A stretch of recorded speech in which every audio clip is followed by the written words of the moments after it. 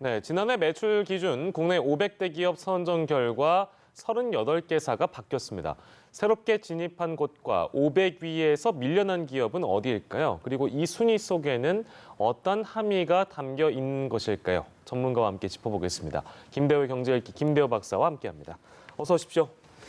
네, 국내 500대 기업에서 38곳이 물갈이가 됐다, 즉 빠졌다는 얘기고요. 그리고 예. 톱10 이 순위도 좀 변동이 있는 것 같습니다. 지난해하고 비교해서 차이가 어느 정도인지 좀 볼까요?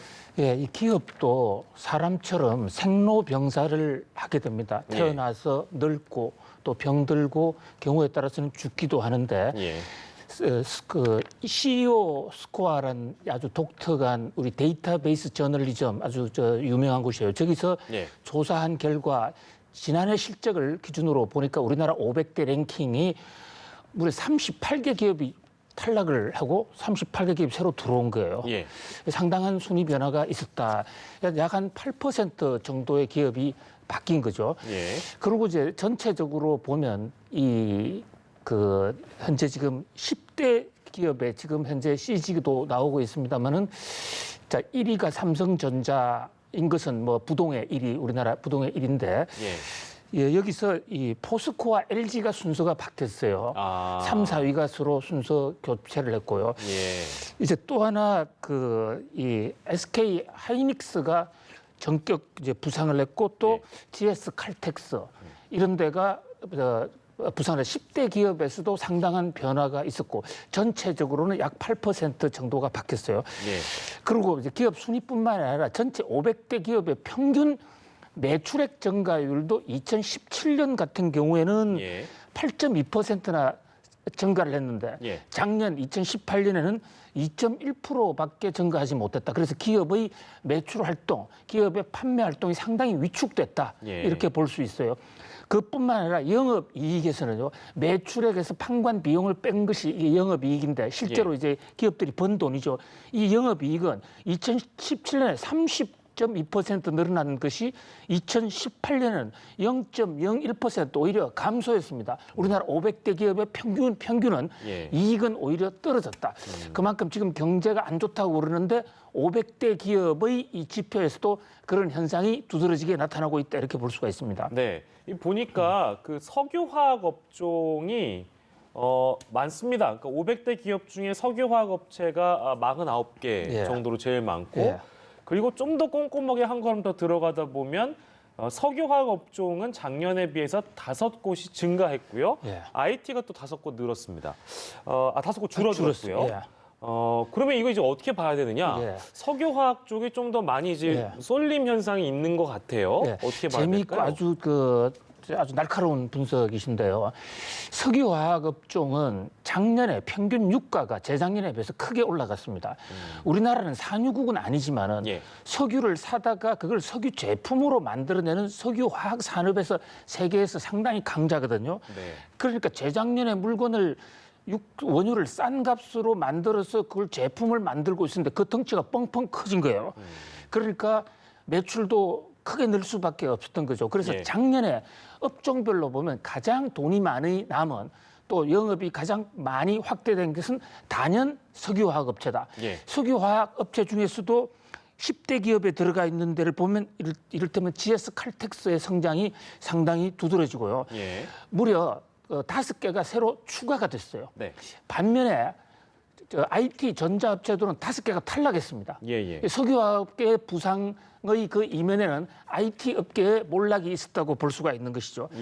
뭐 잘 아시는 대로 우리가 여러 번 지적했습니다마는 이 반도체 산업이 위축이 된 것은 결국은 반도체 수요가 줄어서 그런데 그것은 전자산업이 잘 안 됐기 때문인 것이에요. 그러니까 전자하고 반도체 이것이 다 같이 잘 안 되면서 IT 반도체 업계가 무려 5개가 500대 그룹에서 탈락했습니다. 이렇게 경기에 굉장히 민감한 반응을 보이는 거죠. 그 밖에도 유통회사들도 3개나 탈락을 해버렸고요. 또 건설회사들, 우리 부동산 경기 안정화 대책의 뭐 결과이기도 하겠지만 건설회사, 건자재 회사들 3개 탈락. 그다음에 자동차 회사는 지금 환율 문제나 이런 것 때문에 여러 가지 어렵죠. 그래서 업종 간의 희비가 극명하게 엇갈린 한 해였다 이렇게 볼 수 있습니다. 네, 회사 하나를 특정적으로 언급하기는 조금 부담스러운 감도 제가 있는데요. 그래도 이 회사는 좀 언급을 하고 가겠습니다. BGF 리테일. 이 회사가 어떤 회사기에 지난해 465위였는데 이번에 105위가 됐다는 거예요.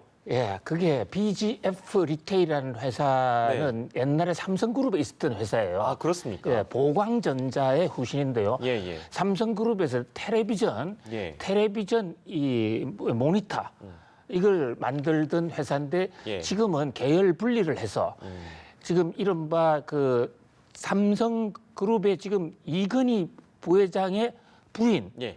홍나희 여사 있죠. 예. 홍나희 여사의 남자 형제들, 예. 홍석현 뭐 이런 분들이 하는 회사예요. 아, 그것을 그렇군요. 보광그룹이라고 그럽니다. 예. 보광의 약자가 BG예요. 예, BG. 그러네요. 그리고 F는 보광 패밀리. 요즘 와서는 이제 자기들이 이 말을 뭐 베스트, 그린, 프레쉬 이런 용도로도 좀 바꾸고 있지만 원래 이름은 보광 패밀리라는데 저게 유통업체입니다. 리테일 회사니까 유통이에요, 예. 진짜. 이 길거리에 있는 마트. 예. 혹시 CU라는 회사를 보셨나요? 편의점이죠. 예, 편의점입니다. 네네네. 예, 아. CVS4U의 약자가 예, 예. CU고 예. 그거 하는 회사 중에 1위가 바로 BGF 리테일입니다. 근데 굉장히 급격하게 순위가 예, 늘었습니다. 지금 백화점들이 안 되고 있습니다. 아. 백화점들이 무너지면서 사람들이 백화점 안 나가요. 예. 주차 맡기죠. 가볼 필요 없다. 네. 배달 문제도 있고 동네 마트를 집중적으로 가고 있고 예. 또 큰 물건은 아예 인터넷으로 삽니다. 예. 그러면서 좀 마트가 크게 뜨고 있는 그런 한탄적인 예입니다. 아, 그렇군요. 근데 500개 있는 회사 중에서 저하고 사전에 이 각본도 없이 갑자기 물으시면 제가 몰랐으면 어떻게 했을 뻔했어요. 죄송합니다. 근데 당연히 아실 거니까 제가 여쭤본 거고요. 아무튼 근데 이제 괄목할 만한 성장을 이제 이뤄냈으니까 이만큼 순위가 올랐겠다 싶었는데 굉장히 많은 수위가 급상승해서 그렇습니다. 한 예. 번 좀 짚고 싶었고요. 제 직권으로 너무 짚어서 죄송합니다. 자, 그리고 건강한 경제를 위해서는 건강한 기업이 얼마나 장수하느냐도 중요하잖아요. 맞습니다. 근데 이제 보면 유사한 맥락에서 한국은행은 일본 경제의 근간을 지탱하고 고용 안정 등 경제 내외적으로 큰 역할을 하는 대들보로 일본의 장수 기업을 꼽았습니다. 장수 기업, 국가 경제 얼마나 중요합니까? 예, 사회 안전성 유지라는 측면에서 예. 굉장히 중요한 거죠. 기업이 오랫동안 계속 유지를 하게 되면 고용도 안정되고 또 사회도 안정될 예. 수가 있는데요. 약간 한 20년 전에 니혼 게이자이에서 이 기업의 수명을 연구해서 발표한 적이 있어요. 전 세계 기업의 수명이 20년 전 상황입니다. 예. 평균 30세예요. 예. 사람보다 수명이 훨씬 더 적어요. 그런데 그중에서 일본이 세계 1위, 예. 그리고 한국은 세계 최하위 수준에 있어요. 아, 그러네요. 물론 우리는 100년 이상 된 걸로 따지면 일제시대가 또 겹치기 때문에 예. 오버래핑 하지만은 그러나 이제 지금 있는 기업들의 경우에는 좀 더 오래 살아서 롱런 해주면 좋겠다는 생각이 들고요. 예. 페이스북 같은 데는 최근에 페이스북 회장한테 목표가 뭐냐 이러니까 예. 이 페이스북을 100년 이상 가는 장수 기업을 만들었으면 하는 게 자기의 평생의 목표다. 예. 이러거든요. 지금 우리나라에는 투산 예. 정도 예. 나머지 뭐 몇 군데가 있습니다만은 예, 몽고 예. 관장 예. 이런 데가 그리고 또 은행들도 있습니다만은 그것은 인수 합병을 한 것이고 예. 제대로 된 100년 기업은 저는 투산이 하나밖에 없지 않나 이런 싶은 생각이 들어요. 장수 기업이 늘어나게 할 만한 어떤 환경 조성이나 이런 것도 중요할 텐데 어떻게 하면 장수 기업이 좀 많이 늘어날까요? 우선 이 기업의 경영 주체들이 말이죠. 경영 주체들이 환경 변화에 능동적으로 대처할 수 있는 세상은 계속 바뀌지 않습니까? 예. 그래서 선제적으로 대응하는 노력이 필요하고요. 네. 또 하나 이제 우리 정부 제도적인 면에서는 상속 기업에 대한 세제 문제 계속 상속을 해 가는 데 대한 이 세금의 불이익이 없도록 예. 해주는 그런 어떤 문제, 그다음에 규제를 혁신하는 이런 노력들도 동시에 병행해 가야 될 것으로 보입니다. 예, 알겠습니다. 저희가 지금까지 짚어본 내용도 매우 중요한 내용인데요. 오늘 더 굵직한 내용을 꼭 짚어봐야 될 필요가 있어서 이것도 저희가 준비했는데요. 자, 저희가 그 동일인에 대한 개념을 최근에 짚었었는데 총수 발표가 있었습니다. 자, 공정위에서 새롭게 발표한 대기업 동일인, 그러니까 실질적 총수 누구누구인지 일단 뭐 굵직굵직한 것만 좀 짚어볼까요? 예, 오늘 중대한 발표가 있었죠. 원래 5월 초에 하기도 했었는데 예. 한진그룹에서 서류를 내지 않는 바람에 못했었죠. 그래서 정부가 볼 때 우리나라의 재벌 그룹의 실질적인 오나 영향력 있는 사람이 누구냐. 예. 그것을 공정거래법상 용어로는 동일인이라고 그러는데 시장에서는 그 말이 너무 어려우니까 예. 그냥 총수라고 불러요. 네.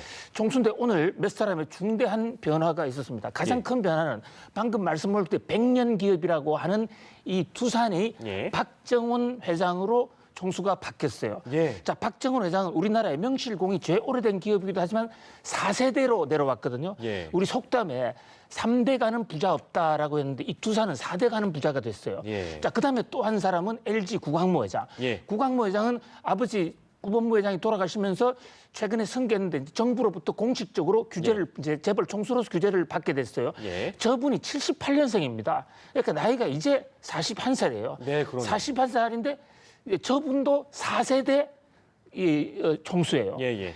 또 하나 주목을 끌었던 인물이 바로 저 한진의 조은태 회장. 예. 일각에서는 조은태 회장이 그룹 내에서 합의를 해서 총수를 지정을 했다 이런데 오늘 공식 발표한 거 보면 합의한 적 전혀 없고 예. 그다음에 3명 중에 1명인데 정부가 볼 때 예. 조현아, 조현민 그리고 조은태 3명이 아주 비슷한 상황인데 현직으로 대표이사니까 예. 저분을 동일인으로 총수로 뽑을 수밖에 없었다라는 예. 그런 발표가 있었습니다. 예. 근데 이제 분쟁 가능성을 저희가 그 사전에 좀 짚어봤기 때문에 글쎄요, 이걸로 그냥 완벽하게 마무리가 됐다고 봐도 되는 겁니까? 전혀 된 상태가 아니고요. 오늘 그 공정거래위원회 관계자 기자회견을 보더라도 자기들도 잘 모르겠다. 그리고 실질적인 지분으로 보면 예. 강성부란 사람이 하고 있는 강성부 펀드 예, 그쪽이 예. 지금 15%로 1등이에요. 예. 그런데 문제는 이제 저 형제들 예. 또 상속이 아직 되지 않은 아버지 조양호 씨의 그 지분을 합하다 보니까 어쩔 수 없이 그랬는데 예. 형제들 간에 합의 전혀 없었다. 예. 그리고 유언장 공개도 없었다. 예. 다만 형제 3명과 어머니 2명이시 4명 중에서 비슷비슷한데 공정위가 직권으로 예. 현재 대표이사를 맡고 있는 조은태 씨를 총수로 볼 수밖에 없었다. 예. 그러나 경영권 승계하고는 전혀 무관하다. 이렇게 확인해서 발표했습니다. 아, 그렇게 되면 아직까지 뭐 지금 당장은 이제 공정위에서 한진의 총수를 조원태 회장으로 보고 있습니다만 저희가 예전에 예견했었던 어떤 남매의 난이라든지 이런 것 이 분쟁 가능성은 여전히 열려 있는 상태네요. 그러니까 지금 네네. 한진 측에서 네. 조원태 회장을 이 동인으로 하는 총수로 신청하는 서류를 제출하지 못한 걸 놓고 볼 때 예. 남매의 난이 앞으로 시작하는 게 아니라 지금 남매의 난은 한창 진행 중이다 볼 수가 있어요. 여전히 진행 중이다. 예. 그래서 세 형제들 또는 어머니까지 포함한 4명의 합의가 도출되지 않은 상태다. 예. 지금 전쟁 중이다 이렇게 볼 수 있습니다. 알겠습니다. 자, 오늘 여러 가지 내용들 짚어봤습니다. 김대호의 경제읽기 김대호 박사 함께했습니다. 고맙습니다.